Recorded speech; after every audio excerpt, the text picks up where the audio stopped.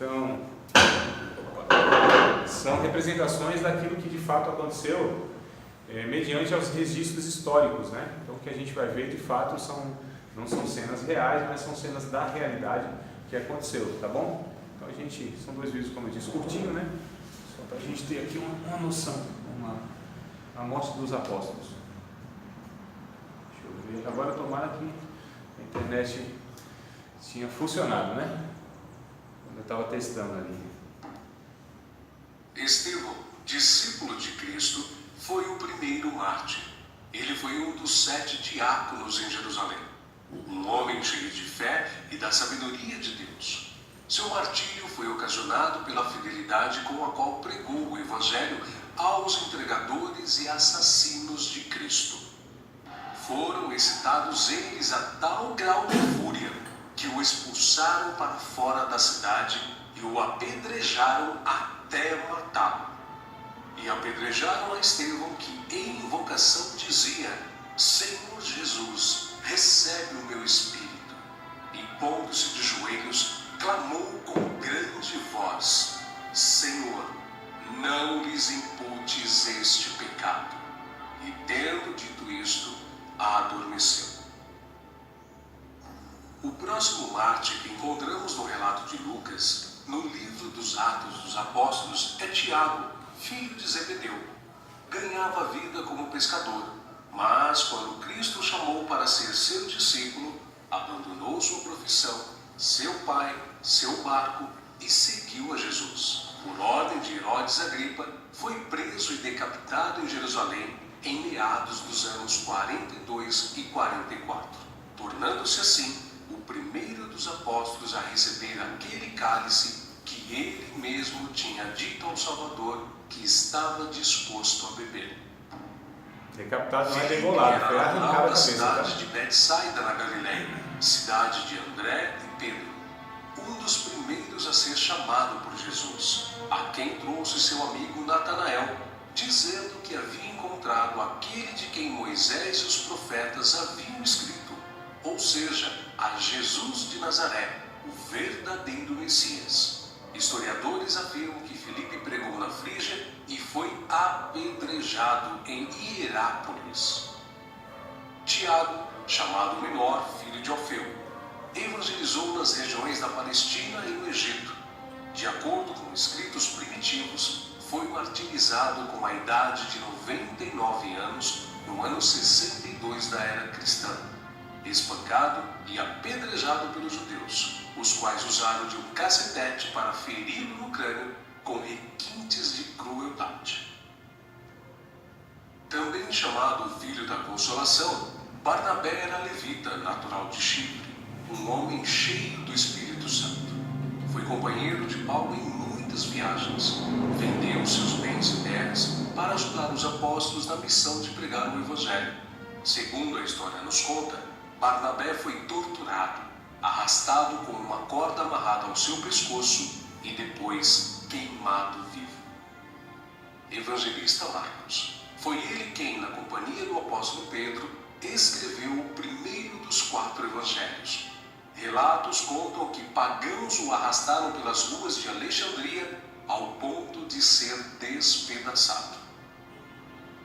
Simão Pedro era pescador em Cafarnaum, onde morava com sua sogra. Seu irmão André o levou até Cristo.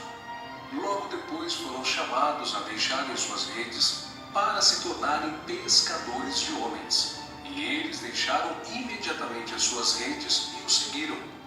Em sua primeira pregação em Jerusalém, após a descida do Espírito Santo, se converteram à fé quase 3.000 almas em um único dia. Em outra ocasião, foi preso junto com o apóstolo João. Foi açoitado e advertido a nunca mais falar no nome do Senhor Jesus. Mas ousadamente respondeu: mais importa obedecer a Deus do que aos homens. Entre muitos outros santos, o bem-aventurado apóstolo Pedro foi condenado à morte e crucificado em Roma por ordem de Nero. A história relata que ele mesmo pediu para ser crucificado de cabeça para baixo, porque se considerava indigno de ser crucificado da mesma forma que o seu Senhor. Saulo, depois nomeado Paulo, nasceu na cidade romana de Tarso. Era de descendência judaica, hebreu da tribo de Benjamim. Era um homem culto, discípulo de Gamaliel, fariseu e, sendo extremamente zeloso da lei do Monte Sinai, perseguiu furiosamente a Igreja de Cristo e, enfurecido demasiadamente contra eles, até nas cidades estranhas os perseguiu. Sobre o que, indo então a Damasco, com poder e comissão dos principais dos sacerdotes, ao meio-dia, ó rei, vi no caminho uma luz do céu que excedia o esplendor do sol, cuja claridade me envolveu a mim e aos que iam comigo. E caindo nós todos por terra, ouvi uma voz que me falava, e em língua hebraica dizia: Saulo, Saulo, por que me persegues? Dura coisa te é recalcitrar contra os aguilhões. E disse eu: Quem é, Senhor? E ele respondeu: Eu sou Jesus a quem tu persegues. Mas levanta-te e põe-te sobre teus pés, porque te apareci por isto, para te pôr por ministro e testemunha, tanto das coisas que tens visto, como daquelas pelas quais te aparecerei ainda. Paulo, que antes era perseguidor, passou a ser perseguido. De nobre, tornou-se pobre, ao ponto de passar fome, nudez, perigos e não ter pousada certa. Ele enfrentou e venceu pelo poder do Evangelho os espíritos malignos, os mágicos, os filósofos e os falsos profetas. Ele não temia homem algum, grande nem pequeno, nobre nem ignóbil, judeu nem grego, mas ensinava a palavra de Deus com toda a sinceridade, sem respeitar a aparência dos homens, para ser um servo de Cristo. Os seus feitos estão registrados não somente nas Sagradas Escrituras, mas também na história, principalmente na Grécia. Sua jornada entrou na etapa final em Jerusalém, em torno de 60 depois de Cristo. Vítima de inveja, ele foi preso e acusado de violar a lei judaica. Paulo, na sua prisão em Roma, escreveu a Timóteo, a quem carinhosamente chamava de filho espiritual, uma de suas últimas cartas, dizendo que sua hora havia chegado. Porque eu já estou sendo oferecido por aspersão de sacrifício, e o tempo da minha partida está próximo. Combati o bom combate, acabei a carreira, guardei a fé. Desde agora a coroa da justiça me está guardada, a qual o Senhor, justo juiz, me dará naquele dia, e não somente a mim, mas também a todos os que amarem a sua vinda. Segundo os registros antigos, Paulo foi decapitado a mando do imperador Nero, mas suas cartas continuam vivas, testificando da verdade e do amor de Cristo até os dias de hoje. André, irmão de Pedro, pescador e discípulo de João Batista, pregou o Evangelho a muitas nações da Ásia, mas, ao chegar a Acaia, foi preso e crucificado numa cruz em forma de X. Daí, então, a origem do termo de Cruz de Santo André. Bartolomeu tem sido identificado muitas vezes na Bíblia como Natanael. Era natural de Caná da Galileia. Recebeu de Jesus uma palavra edificante. Eis aqui um verdadeiro israelita, em quem não há dolo. Exerceu seu ministério na Anatólia, Etiópia, Armênia, Índia e Mesopotâmia. Foi esfolado vivo e crucificado de cabeça para baixo na Armênia. Tomé, também chamado Dídimo, era nativo da Galileia. Só acreditou na ressurreição de Jesus depois que viu as marcas da crucificação. Segundo a tradição, sua obra de evangelização se estendeu à Pérsia e Índia. Consta que seu martírio se deu por ordem do rei de Milapura, na cidade indiana de Madras, no ano 53 da era cristã. Foi lançado em uma fornalha. Mateus, filho de Alfeu, também chamado de Levi. Mateus foi cobrador de impostos, um publicano nos domínios de Herodes Antipas, em Cafarnaum. Os publicanos eram odiados pelos judeus, os quais consideravam esta profissão desonesta, pelo fato de se sentirem obrigados a terem que pagar impostos aos romanos. Mateus ganhava vida nesta profissão, mas Cristo o encontrou, ordenando-o que o seguisse. Mateus então abandonou seu emprego público, deixando tudo para seguir ao Senhor. Escreveu seu evangelho na língua hebraica, que foi depois traduzido para o grego por Tiago, o menor. Mateus percorreu a Judéia, a Etiópia e a Pérsia, pregando e ensinando. Segundo alguns historiadores, ele foi cravado na terra e decapitado na Etiópia. Simão Zelote era um homem que pertencia a um grupo de pessoas insurgentes, revolucionários contra o governo de Roma. Foi crucificado no fim da perseguição iniciada por Nero. Matias foi escolhido pelos apóstolos a preencher a vaga deixada por Judas.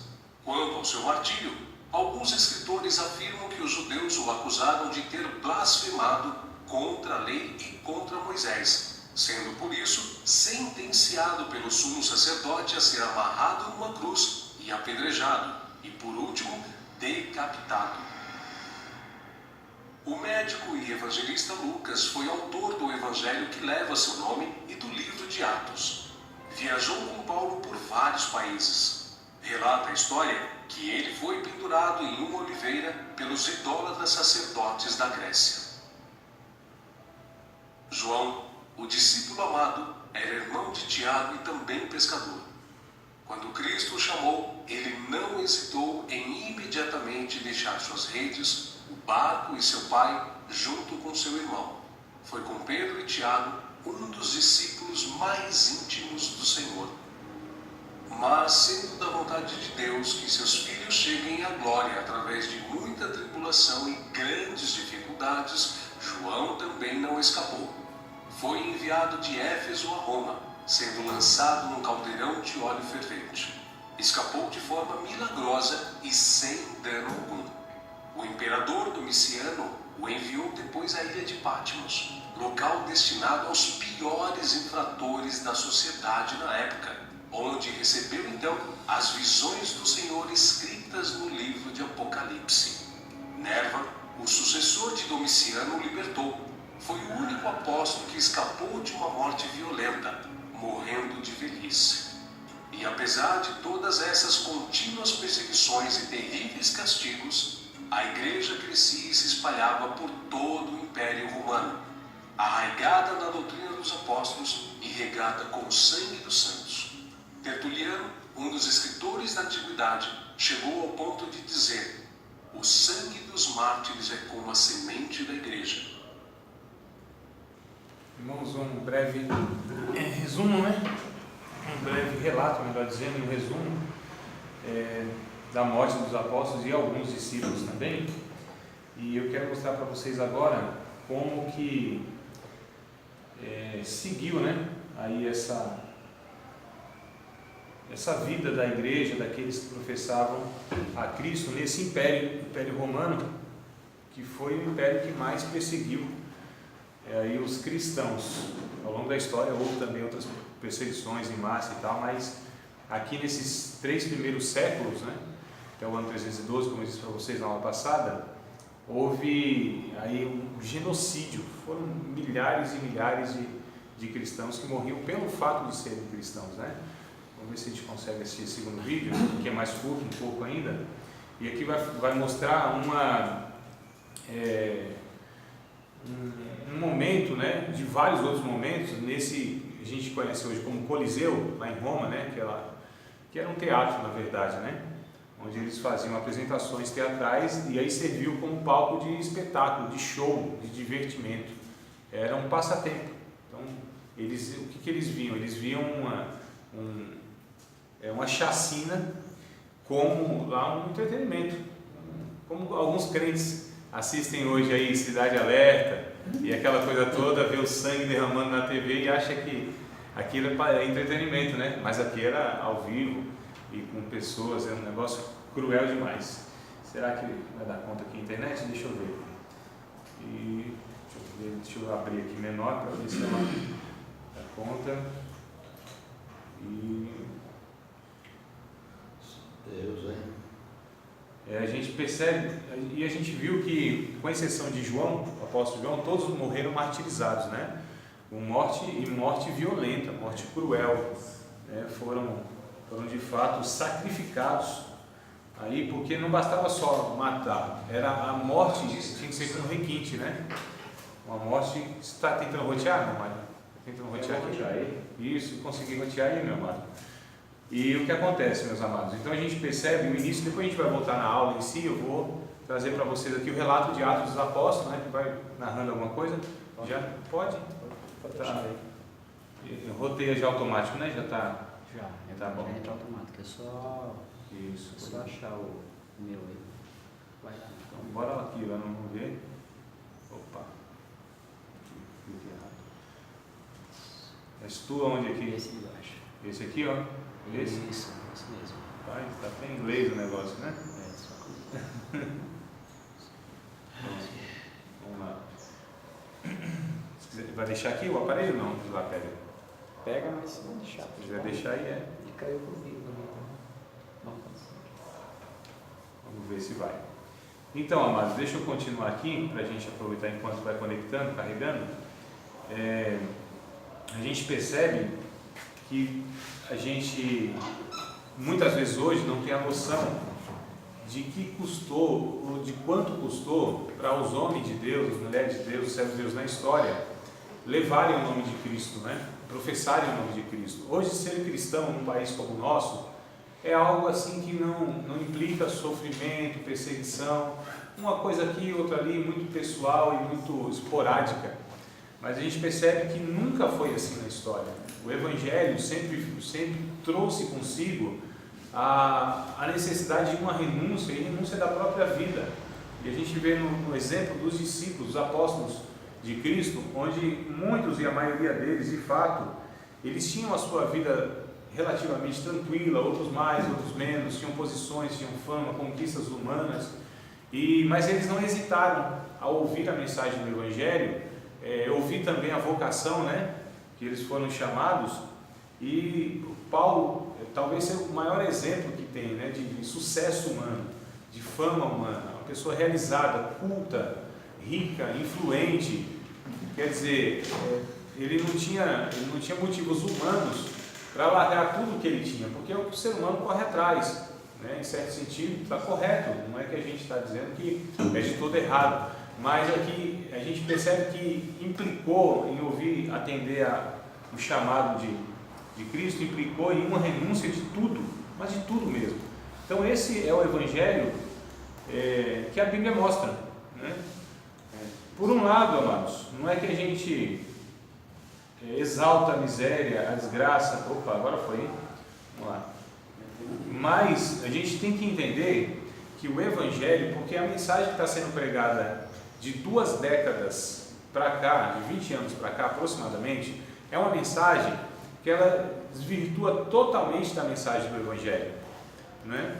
Não que Deus tenha prazer no sofrimento humano, mas é inevitável pelo ambiente, a ambiência que a gente vive, um mundo corrupto, um mundo pecaminoso, estruturas corrompidas, falsos profetas, gente que busca a marca. Vou até pregar isso hoje no culto de jovens e fazer a comparação entre Salomão, que teve tudo que um ser humano poderia ter, ele mesmo disse: eu não privei meus olhos de nada, de todo prazer que é possível que um ser humano experimente, eu fiz isso.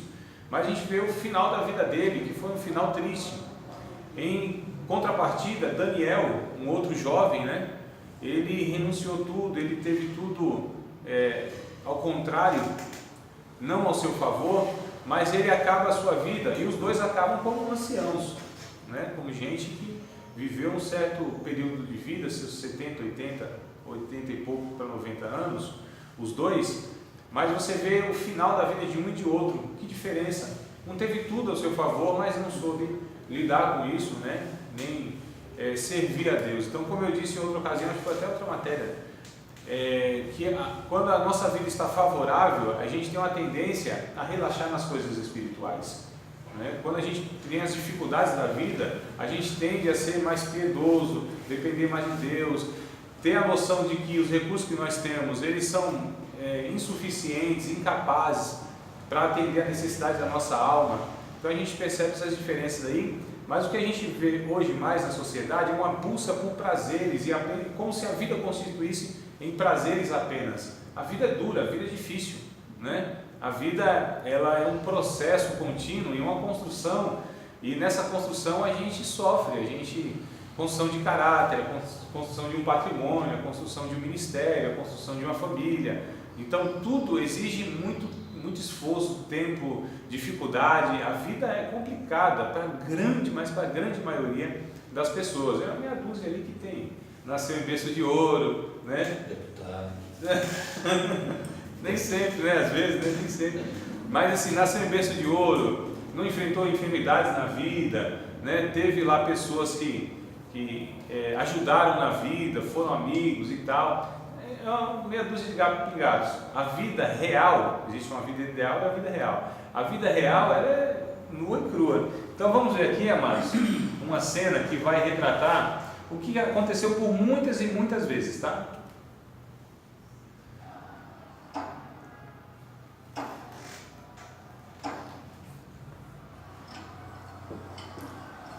Esse é o anfiteatro Flaviano Coliseu, né? Conhecido como Coliseu em Roma. Vou ficar de pé aqui, que aqui visualiza melhor. Tá melhor? Tudo bem.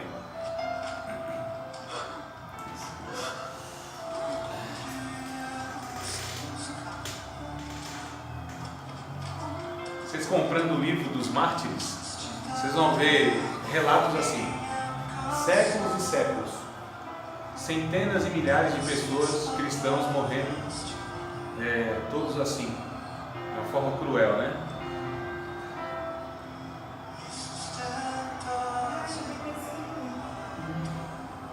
Não tinha distinção, mulher, criança, velhos, mulher grávida.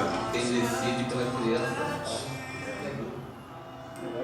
Não tinha distinção, irmãos. O diabo, ele não se importa, ele não tem piedade, né? E quando o pai não é crente? Esse é o problema. Leva a criança também.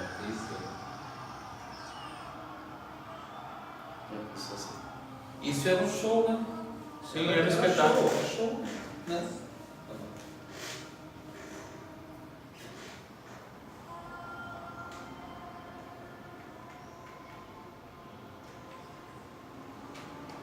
A condenação deles eram cristãos. Apenas essa, né?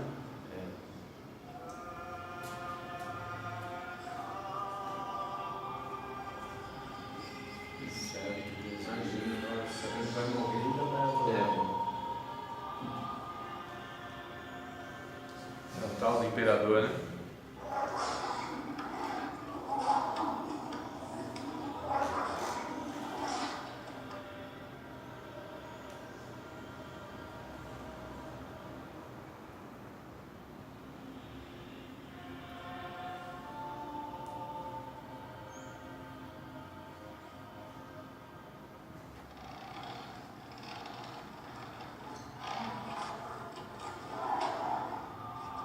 E os leões, eles ficavam uma semana mais ou menos sem se alimentar, né? Que era para ter mais apetite.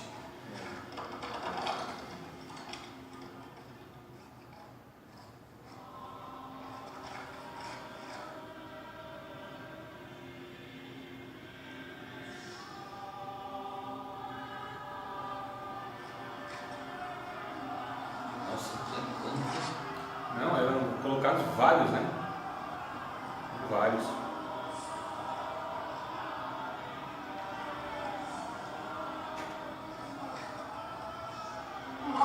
Só escolher uma coisa.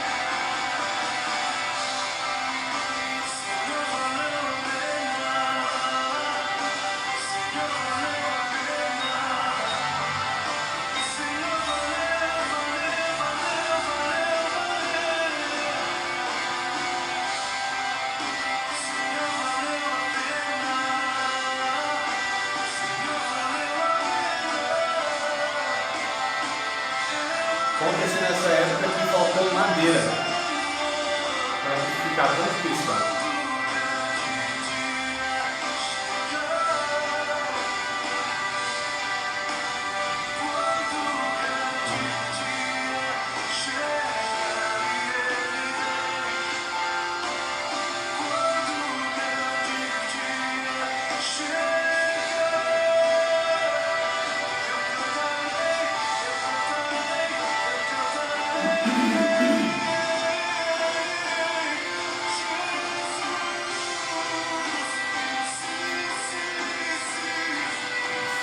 Eram incendiados, né? No final da noite eles eram colocados nas ruas de Roma e eram colocados como tochas para iluminar as ruas, aos montes, diariamente.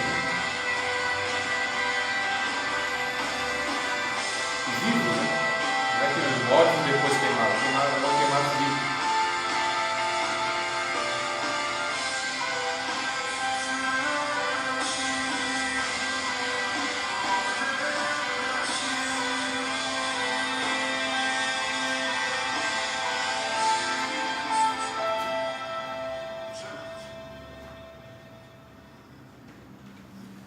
Amados, para que a gente possa perceber a seriedade da mensagem que nós carregamos e que nós muitas vezes dizemos que somos representantes dessa mensagem, né? Ou seja, o Evangelho de Cristo.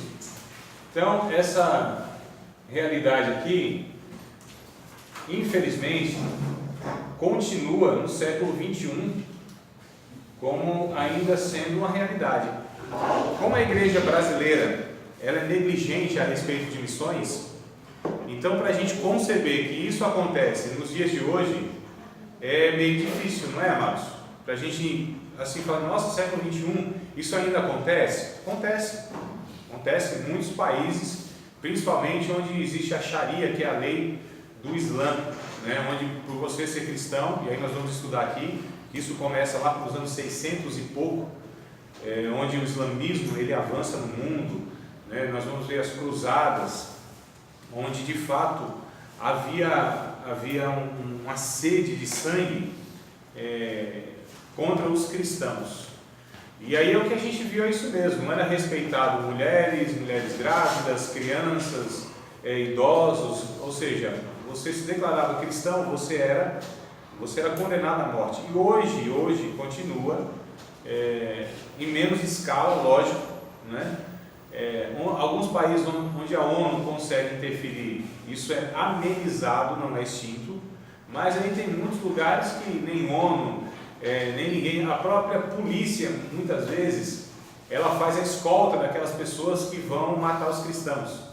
Olha só, então o próprio Estado, né, o próprio governo, ele dá amparo para essas coisas. Então nós estamos falando aqui, nós vamos falar de uma história de 2000 anos, onde a igreja é perseguida, onde os cristãos eles sofrem, né? Onde os cristãos eles de fato pagam com a sua vida por conta da sua fidelidade a Deus. Então hoje as pessoas parecem que estão perdendo a noção do que é o Evangelho de Cristo, o que exige o Evangelho de Cristo. Claro, amados, nem todo mundo vai ser mártir, mas Jesus ele disse em Atos capítulo 1, versículo de número 8, o comecinho desse livro histórico, que é o que nós vamos estudar hoje, né? Comecinho desse livro histórico, no capítulo 1, verso 8, Jesus disse, olha, vocês vão receber a virtude do Espírito Santo, que há de descer sobre vocês, que vai vir sobre vocês, e vocês vão ser os meus mártires, vocês vão ser minhas testemunhas, tanto em Jerusalém, como em toda a Judéia, Samaria, até os confins da terra. E isso de fato aconteceu na vida dos discípulos, dos apóstolos, de todos esses, né, que posteriormente vieram. Então a palavra testemunhas aqui, como eu já disse em outra ocasião, no original, está mártir. Então Jesus disse, vocês serão meus mártires. O Espírito Santo vai vir sobre vocês e dar virtude para que vocês sejam os meus mártires, minhas testemunhas. Então nós vamos estudar, nessas poucas aulas que nós vamos ter, a história da igreja. E a história da igreja é essa. A história da igreja, a igreja, irmãos, hoje as pessoas, Bíblia, né? Quando a gente pega uma Bíblia dessa aqui, uma Bíblia de estudo, quando a gente tem um ambiente desse, essa liberdade de ter aqui no centro de uma cidade um curso de teologia, você tem uma igreja que ela pode ser erguida, tem uma placa lá, igreja evangélica, você pode ir numa praça, ir lá e fazer um culto público. As pessoas não têm noção de que muitas e muitas pessoas pagaram com a sua própria vida para que isso fosse possível. As pessoas não têm noção disso, né? Para um culto público ir lá e pregar o evangelho, né? Sem ter nenhuma espécie de retaliação, as pessoas não têm noção. Então elas acham que tudo foi muito fácil, tudo veio pronto, né? Os nossos pais, os pioneiros, eles sofreram demais. A gente está falando desse século passado, a gente está falando de poucas décadas atrás. E nós estamos falando hoje ainda que isso é uma realidade nesses países. Coreia do Norte, por exemplo, do Sul não. Coreia do Norte, por exemplo, como eu disse, os países islâmicos, né? Os nossos irmãos assim aos montes, sacrificando a sua vida em prol do Evangelho. E aí é por isso a nossa luta, além do incentivo do estudo teológico, a nossa luta para uma conscientização missionária. Então, quando a gente fala de missões, a gente fala para olhar para a história da igreja, né? Antiga e atual. É por isso que a gente está nessa empreitada. Vamos ver se a gente consegue lá estar falando sobre missões, incutindo na cabeça dos irmãos a importância de missões, né? De nós irmos nesses países, inclusive apoiar os nossos irmãos que já estão lá, e estão perdendo sua vida, estão família e tal. Então, assim, a gente precisa, amados, voltar para a realidade e não viver entorpecido dentro das nossas igrejas, né? Achando que o nosso mundinho é esse e esquecendo da história. Quem não conhece a sua história vive do jeito que vive, sem identidade. Então, na verdade, a gente vê os cristãos sem identidade, né? A gente vê uma proposta de igreja, que foi o que a gente discutiu na matéria passada, uma proposta de igreja que não é nem de longe aquilo que Jesus propôs, aquilo que a Bíblia propõe, né? Um povo que serve a humanidade, um povo que sofre por fidelidade a Deus. E aí eu quero pegar com vocês aqui Atos dos Apóstolos, capítulo de número 2, aqui onde nasce a igreja. Então eu vou retroceder um pouquinho na história, vou tentar aqui falar com vocês a respeito desse período de 35 anos, mais ou menos, estourando 40 anos, não chega a 40 anos não, mas seus 30 e poucos anos de história do Atos dos Apóstolos. Então, o livro de Atos dos Apóstolos, ele abrange mais ou menos um período de 35 anos, tá? Aproximadamente 35 anos, né? Lá o ano 37, é que o calendário não é exato, né?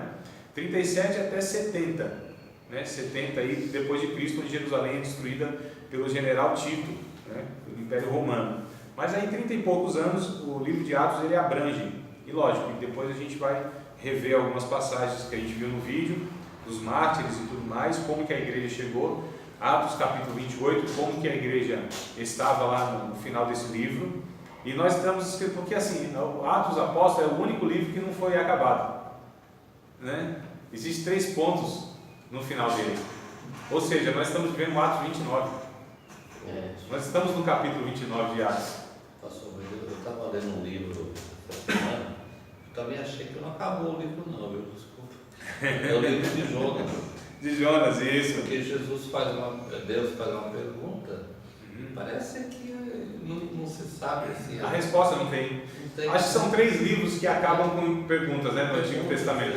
Essas interrogações, ele acaba, né, lá com uma pergunta. Então dá a entender que houve alguma coisa a mais, né? Mas quando eu digo que não acabou, nesse sentido, porque a história da igreja continua, que somos nós. Então nós estamos escrevendo o capítulo 29, né, já há 2000 anos, o capítulo 29 de Atos. É nesse sentido, porque é um livro histórico que conta a história da igreja.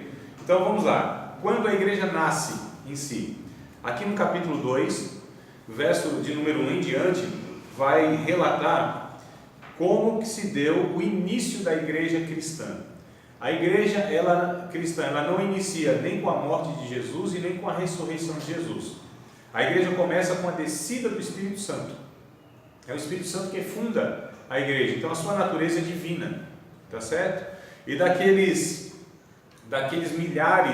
daquelas milhares de pessoas que ouviam Cristo, né? Sendo curadas, alimentadas e tal, milhares e milhares, 5.000, 7.000, multidões assim enormes, para a época, então, nossa, é uma coisa assim absurda dessa multidão.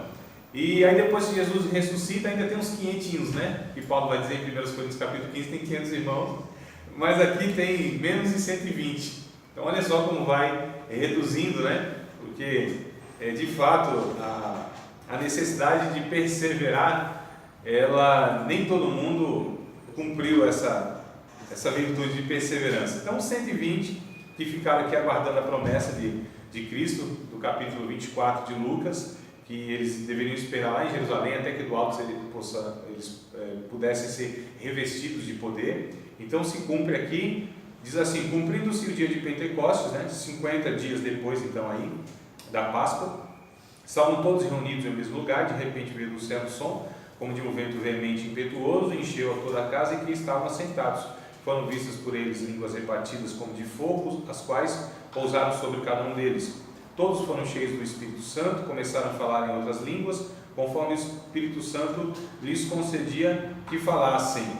Aqui, amados, então a inauguração da igreja. A igreja nasce aqui historicamente, nesse trecho que eu li para vocês. O Espírito Santo reveste então esses quase 120 irmãos e irmãs da sua virtude, e aqui começa a pregação do Evangelho, né? Eles começam a falar aqui em idiomas conhecidos naquela época.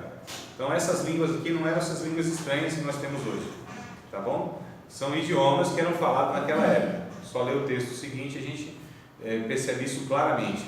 Em Jerusalém estavam habitando, verso 5, né? Judeus, varões religiosos de todas as nações que estão debaixo do céu. Por conta da festa de Pentecostes, muitos judeus e prosélitos, ou seja, aqueles que abraçavam a fé judaica, eles vinham para Jerusalém então para esses períodos de festa.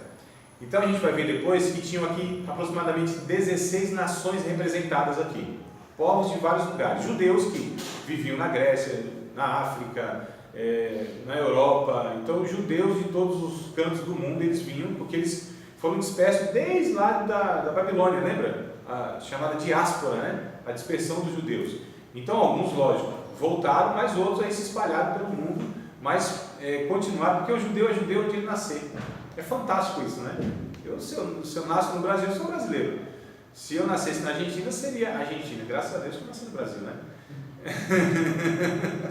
Mas assim, o judeu, se ele nascer no Brasil, ele é judeu. Se nascer na Itália, ele é judeu. Se nascer na Coreia, ele é judeu. O judeu não é questão étnica. Olha que coisa interessante. O judeu é uma questão muito mais profunda, né, do que regional. Então o judeu ele é judeu porque é uma característica. Que coisa interessante, é um povo peculiar de fato, né? Foi construído por Deus assim na história. Mas a questão então 16 nações estavam aqui representadas, a gente vai ver no final do texto. E aí, o verso de número 6 diz assim, ó: e correndo aquela voz, ajuntou-se uma multidão e estava confusa, porque cada um os ouvia falar na sua própria língua. Algumas versões vão falar na língua materna, né? Então, verso de número 7: e todos pasmavam e se maravilhavam, dizendo uns aos outros: pois que? Não são galileus todos esses homens que estão falando? Como, pois, o ouvimos cada um na nossa própria língua em que somos nascidos? Olha só: partos, medos, elamitas, os que habitam na Mesopotâmia, Judéia, Capadócia, Ponto e Ásia, e Frígia e Panfilha, Egito, partes da Líbia, junto a Cirene, forasteiros romanos, né, tanto judeus aí quanto prosélitos, cretenses, árabes, todos temos ouvidos em nossa própria língua, ou em nossas próprias línguas, falar da grandeza de Deus. E todos se maravilhavam e estavam suspensos, dizendo uns aos outros: que quer isso dizer?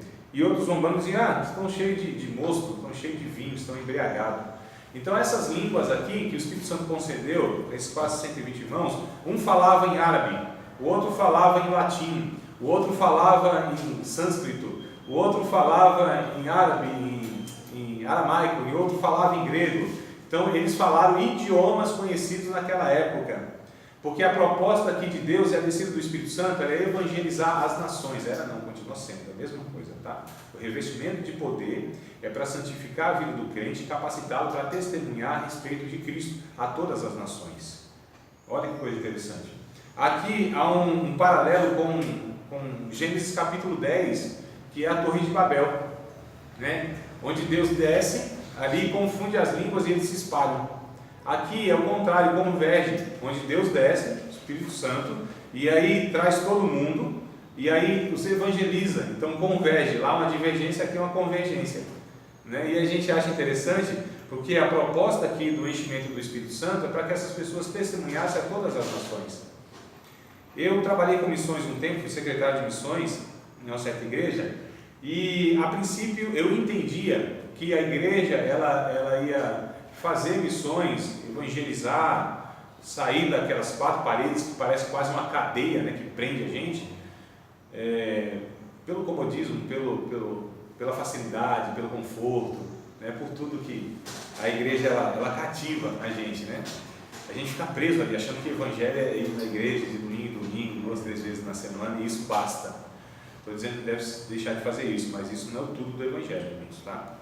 E aí eu tinha a ideia que eu tinha que conscientizar o povo, mostrar a realidade do mundo, as nações, a porcentagem de evangélicos, a perseguição, quantos mártires há e tudo mais.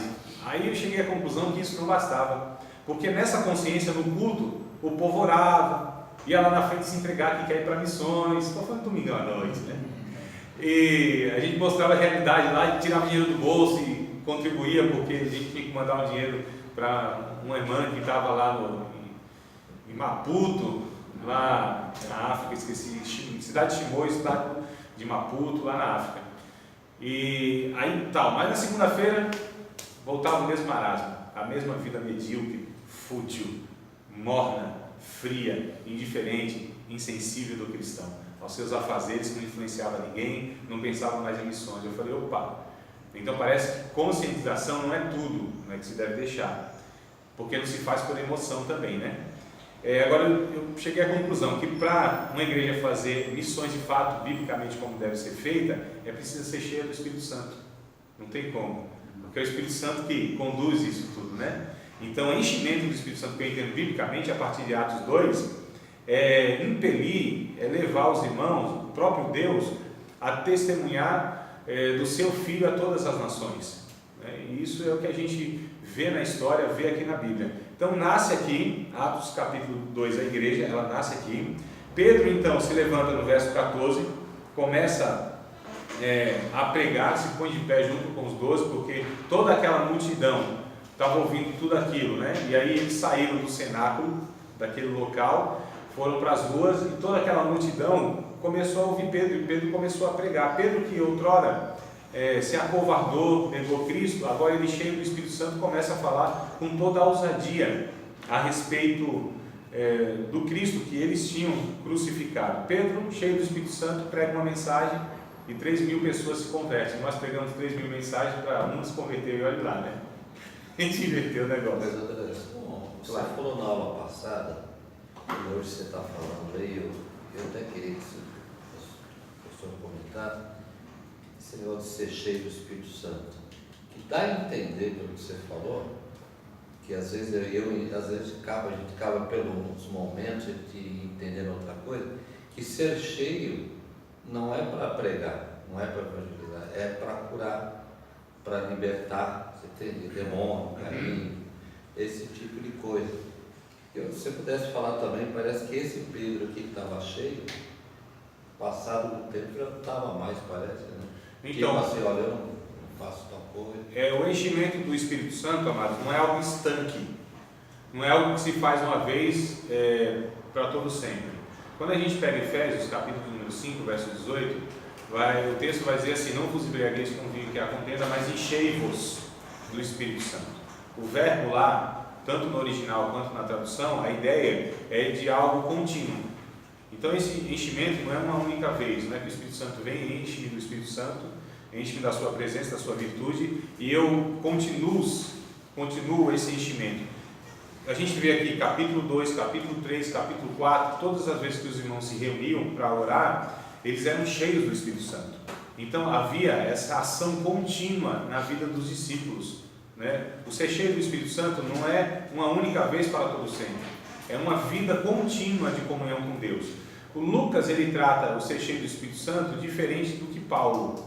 Para Lucas, ser cheio do Espírito Santo é você operar sinais, curas, exorcismo e etc. Para Paulo, ser cheio do Espírito Santo é ter um caráter cristão: amor, gozo, paz, longanimidade, benignidade, bondade, fidelidade, mansidão e temperança. Então há duas teologias aqui, uma de Lucas e uma de Paulo, que elas se completam. O ser cheio do Espírito Santo é de fato você ser cheio do poder de Deus, da virtude de Deus para operar sinais, mas isso deve estar intimamente ligado com um caráter cristão. Então, o que a Bíblia entende por ser cheio do Espírito Santo é uma pessoa que se parece com Cristo no seu caráter e que ela pode também realizar as obras de Cristo nas suas ações extraordinárias. Não só uma coisa e não só outra coisa. Uma sem a outra está incompleta. O ser cheio, a plenitude do Espírito Santo é justamente esses dois aspectos da teologia, lucana e paulina, que a gente chama. Então, ser cheio do Espírito Santo não é porque é uma pessoa pura, não é porque uma pessoa fala língua estranha, não é porque uma pessoa expulsa demônios, é porque ela também tem um caráter de Cristo, o fruto do Espírito Santo na sua vida. Isso é evidência de espiritualidade. Junto com os dons carismáticos, são ferramentas para que se viva uma vida cristã de testemunho poderoso. Entende? Então, deve haver a necessidade dos dois aspectos juntos, um só, sem o outro não é suficiente. Então, porque a igreja pentecostal pensa de uma forma: ser cheio do Espírito Santo é você operar esses milagres, esses sinais. E a Bíblia não diz que é isso apenas, tá certo? Não é desprezar isso, mas não é isso apenas. E que se fôssemos para que nós pudéssemos escolher, lógico, numa escolha, precisa viver a integralidade da proposta das Escrituras, mas se fôssemos para nós escolhermos entre ser usado por Deus através dos dons carismáticos e ter um caráter cristão, o caráter cristão é aquilo que evidencia a salvação e a regeneração, e não os dons carismáticos. Então, infelizmente, a igreja brasileira, principalmente a pentecostal, que é característica, por isso que é chamada de pentecostal, porque dá ênfase mais aos dons carismáticos, às vezes desconsidera esse outro lado da moeda que é mais importante em relação à salvação, é mais importante. Porque se eu não sou usado por Deus através dos dons carismáticos, não quer dizer muita coisa. Agora, se eu não tenho as características do que Paulo coloca em Gálatas 5:22, aí é muito preocupante, porque a evidência de uma pessoa alcançada pelo Evangelho, transformada pelo Evangelho, discípulo de Cristo, é essa pessoa que tem essas características, que são, a gente chama dos 9 aspectos do fruto do Espírito, que são tudo isso. Então a gente precisa entender aqui e harmonizar aí esses pontos aqui. Então, ser cheio do Espírito Santo, biblicamente, e aqui serve para uma coisa, amados: quem é cheio do Espírito Santo na história da igreja é aquele que está disposto a pregar o Evangelho, a verdade, em detrimento da sua própria vida, tá certo? E ir e compartilhar o Evangelho. Essa ideia de igreja, localidade, isso vem muito posterior, isso vem em 313 depois de Cristo. Até o ano 313 a igreja não levantou um tijolo. Olha só, quando a gente fala igreja, a gente fala: como assim a igreja não levantou um tijolo? A igreja não é tijolo? Não é? Então fica difícil até quando a gente fala as palavras de estar associando a palavra e o que de fato é. Então até 3 séculos a igreja nunca teve um local, uma geografia.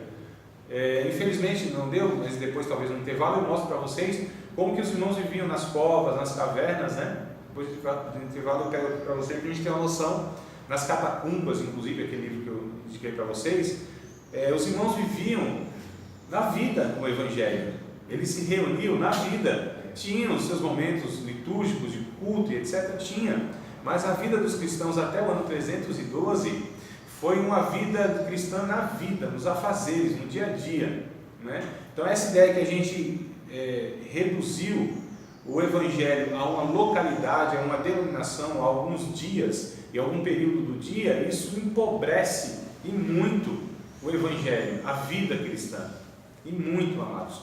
Então, assim, pregar o Evangelho em todos os lugares, inclusive se espalhar pelas nações, Isso que mostra o começo de Atos dos Apóstolos, e até os irmãos aqui, porque ficou bom o negócio, Deus estava operando grandemente, a igreja crescendo, foi um negócio assim fantástico, a igreja local crescendo, vamos dizer assim, local porque eles estavam na mesma cidade.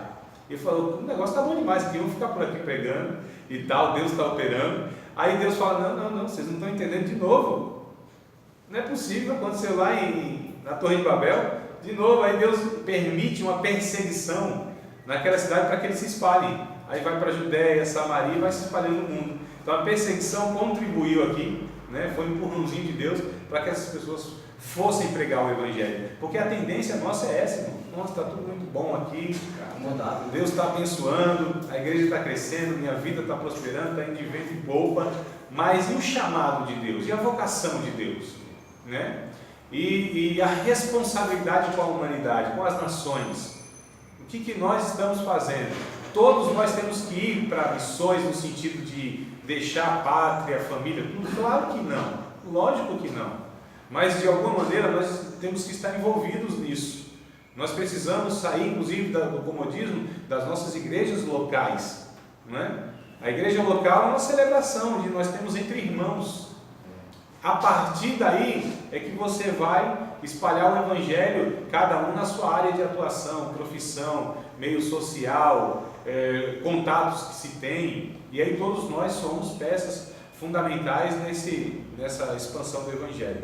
Eu vou fazer o seguinte, a gente tem um comercial agora, depois dos comerciais nós voltamos, tá bom? Vamos lá, Márcio? Comercial. Tem café hoje? Vai se faltar merenda aqui, é um negócio... Mas ele pode faltar, mas o café não falta. Olha aí, ó.